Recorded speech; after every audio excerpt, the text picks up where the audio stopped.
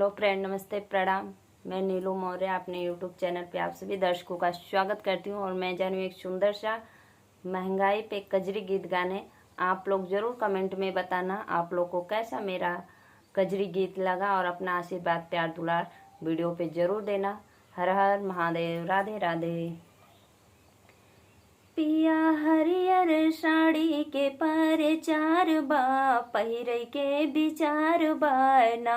पिया हरियर साड़ी के पर चार बा पहिरे के विचार बा ना। पिया हरियर साड़ी के पर चार बा पहिरे के विचार बा ना।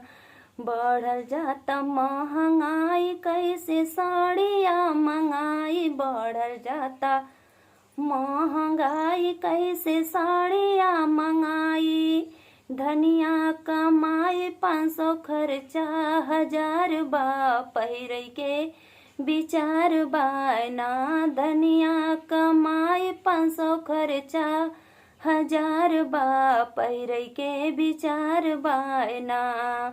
पिया हरियर साड़ी के पर चार बा पहिरे के विचार बायना।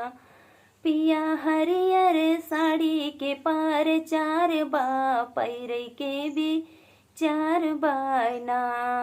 लेबू सड़िया जब मंगाई बेटी पढ़े कैसे जाई। लेबू सड़िया जब मंगाई बेटी पढ़े कैसे जाई। रानी शिक्षा बिना दुनिया नियार बा पहिरे के विचार बायना। रानी शिक्षा बिना दुनिया नियार बा पहिरे के विचार बायना। पिया हरियर साड़ी के पर चार बा पहिरे के विचार बायना। पिया हरियर साड़ी के पर चार बा पहिरे के विचार बाना।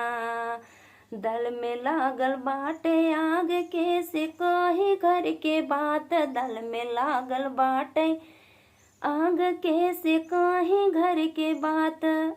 हरी सब्जी के भीड़ बड़ी मार बा पहिरे के विचार बाना।